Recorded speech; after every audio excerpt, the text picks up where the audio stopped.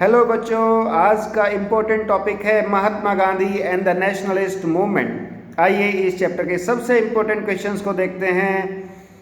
पहला प्रश्न है शॉर्ट आंसर टाइप, बताइए आप नेम 3 लीडर्स ऑफ द स्वदेशी मूवमेंट। याद हैं? यस, 1905 के आसपास ये वो समय था जब 3 लीडर्स सबसे इम्पोर्टेंट थे, लाल बाल पाल। यही नाम सोच रहे थे आप? तो हाँ, बिल्कुल सही है। सबसे पहला लाला लाजपत राय जो आते थे पंजाब से, दूसरा नाम है बिपिन चंद्र पाल जो आते थे बंगाल से, और तीसरे हैं बाल गंगाधर तिलक जो महाराष्ट्र से आते थे। Next question is mention 3 effects of non cooperation movement. तो नॉन कोऑपरेशन मूवमेंट के 3 इफेक्ट्स कौन कौन से हैं, बताइए। देखिए, सबसे पहला प्रभाव, इसने एक जो नेशनलिस्ट मूवमेंट है उसे पैन इंडिया बना दिया, अखिल भारतीय बना दिया, ब्रॉड बेस कर दिया, मास मूवमेंट में कन्वर्ट कर दिया, और cutting across the religious and the caste lines उसको ये ले गए, और यहाँ पर हिंदू मुस्लिम यूनिटी को भी उन्होंने मजबूत किया। चलिए next question, what is the importance of Jallianwala Bagh tragedy in the nationalist movement. कब हुई थी ये? हाँ, ये हुई थी 13 अप्रैल 1919 को, जब जनरल डायर ने एक भीड़ इकट्ठा हुई थी जलियांवाला बाग अमृतसर में। और ये भीड़ किस लिए इकट्ठा थी? जी, कांग्रेस के जो 2 सबसे इंपॉर्टेंट नेता थे, डॉक्टर सैफुद्दीन किचलू और डॉक्टर सत्यपाल। डॉक्टर सत्यपाल और सैफुद्दीन किचलू 2 सबसे इंपॉर्टेंट नेता थे कांग्रेस के, उन्हें गिरफ्तार कर लिया गया था, जिसके अगेंस्ट यहाँ पर वो एक जुलूस निकाल रहे थे, एक रैली निकाल रहे थे, और ये लोग प्रोटेस्ट कर रहे थे और यहाँ पर इकट्ठा हुए थे जलियांवाला बाग में। और यहीं पर उस दिन एक बैसाखी फेयर भी ऑर्गेनाइज किया गया था, और अचानक तभी वहाँ पर क्या किया गया? मार्शल लॉ लागू कर दिया गया प्यारे बच्चों, और फायर ओपन कर दी गई, जिसका एक मास इफेक्ट ये हुआ, पैन इंडिया इसके अगेंस्ट पूरा देश खड़ा हो गया, और यहाँ पर large number of people killed हुए, वाउंडेड हुए। गांधी का जो फेथ था गांधी जी का, किसमें? ब्रिटिशर्स में, कि ब्रिटिशर्स कभी कोई गलत काम नहीं करेंगे, वो टूट गया, और यहाँ पर उन्हें नेशन वाइड एक नॉन कोऑपरेशन मूवमेंट खड़ा करना पड़ा। चलिए next question, why was satyagraha organised at Champaran in Bihar.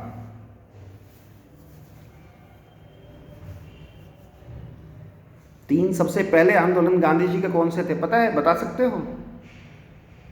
Champaran, Kheda और अहमदाबाद। तो सबसे पहले के बारे में ये क्वेश्चन है, सबसे पहले आंदोलन के बारे में क्वेश्चन है, why was satyagraha organised at Champaran in Bihar. Champaran में ऐसा क्या था जिसके खिलाफ गांधी जी को आंदोलन करना पड़ा?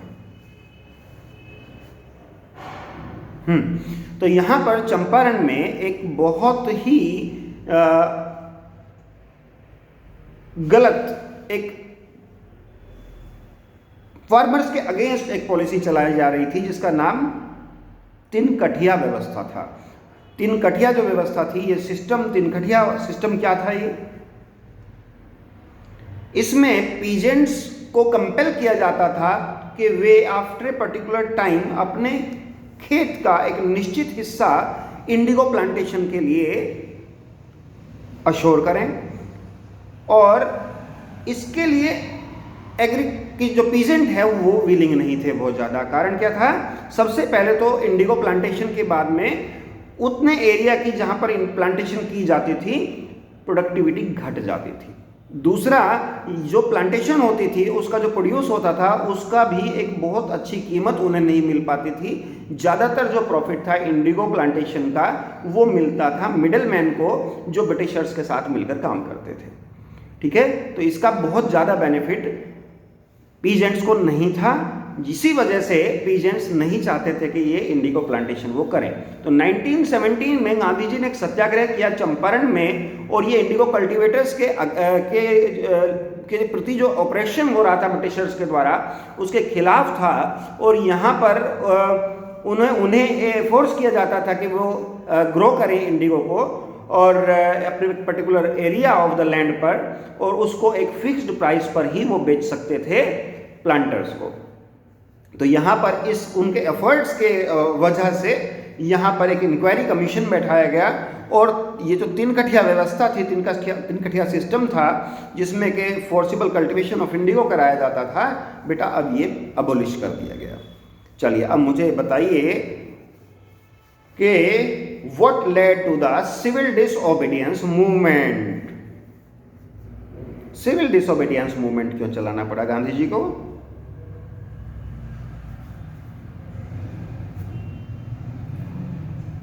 एक्चुअली 1929 के अंदर साइमन कमीशन की वजह से जो सीन था, पॉलिटिकल सिनेरियो, वो बहुत एक्सप्लॉयटेटिव था। और क्यों था? क्योंकि साइमन कमीशन भारत आया था जिसमें जिसके अध्यक्ष थे सर जॉन साइमन, और इसके अंदर एक इसका काम क्या था? कॉन्स्टिट्यूशनल रिफॉर्म्स लाना और कॉन्स्टिट्यूशनल प्रोग्रेस को रिव्यू करना। तो यहाँ पर इसमें एक भी इंडियन नहीं था, जिससे बहुत बिटरनेस क्लियर वहाँ पर आ गई, और भारतीय चाहते थे कि उसमें इंडियन को शामिल किया जाए। उस स्थिति में 1929 के जो सेशन था लाहौर के अंदर हुआ कांग्रेस का, उसमें एक डिसीजन लिया गया कि हम पूर्ण स्वराज्य की मांग को रखेंगे। जवाहरलाल नेहरू ने पूर्ण स्वराज्य का प्रस्ताव रखा, और यहाँ पर रावी नदी के तट पर यह हुआ था सेशन लाहौर में, और उन्होंने कंप्लीट इंडिपेंडेंस की मांग रखी। इसके लिए गांधी जी ने सिविल डिसोबीडियंस मूवमेंट चलाया। चलिए अब मुझे बताइए गांधी इरविन पैक्ट कब साइन हुआ और इसके मेन प्रोविजंस क्या थे?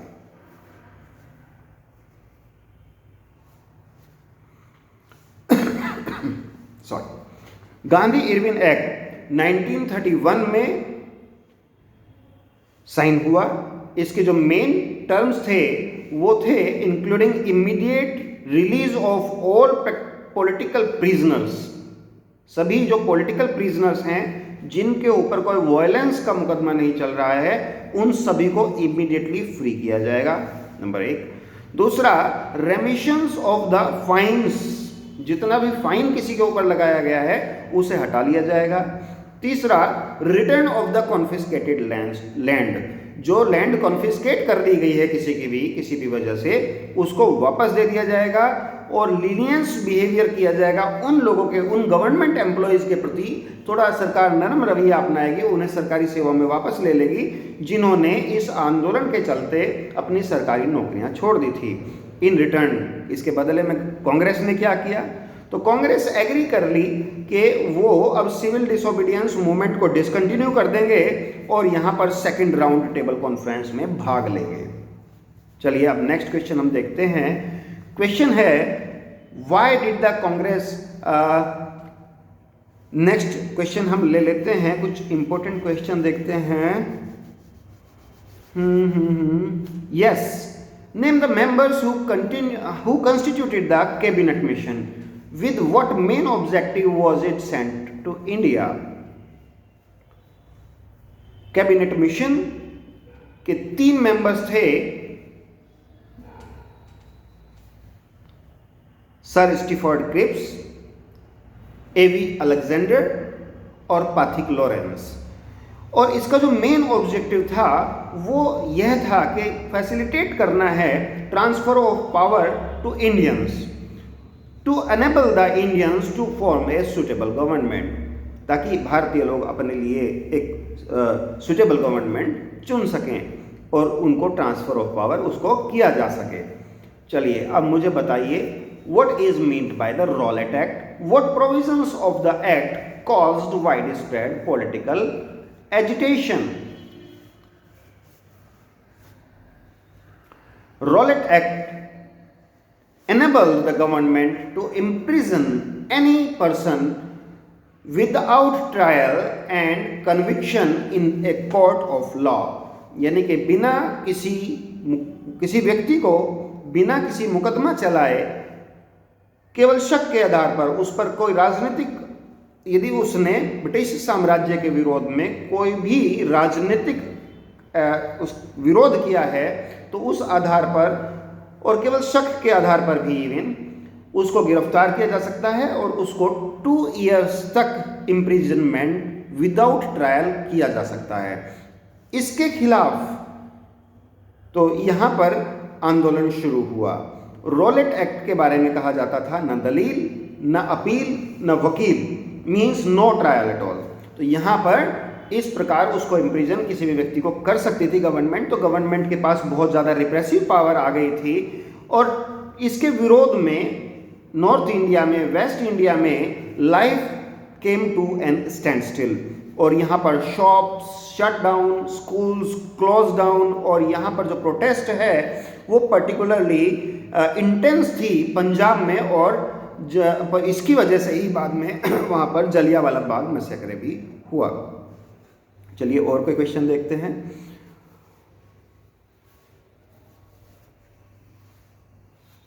महात्मा गांधी के बारे में एक शुरुआती प्रश्न हम पूछना चाहेंगे आपसे। कौन सा तरीका ऐसा था जो महात्मा गांधी ने साउथ अफ्रीका के अंदर ब्रिटिश की रेजिस्टेंस के लिए शुरू किया था? Yes, in South Africa Gandhi ji evolve the method of Satyagraha.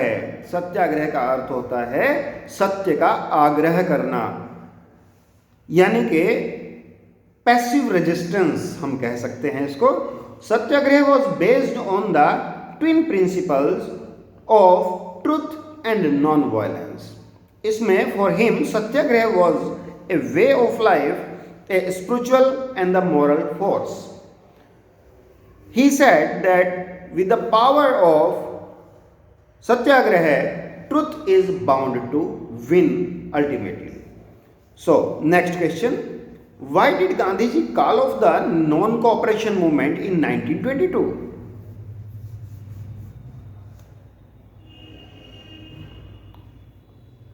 On 5th February 1922, a procession of 3,000 peasants were fired upon by the police at Chauri Chaura. एक बड़ा सा जुलूस वहाँ पर जा रहा था जिसके ऊपर पुलिस ने फायरिंग की, जिसमें बहुत से निर्दोष लोगों की मृत्यु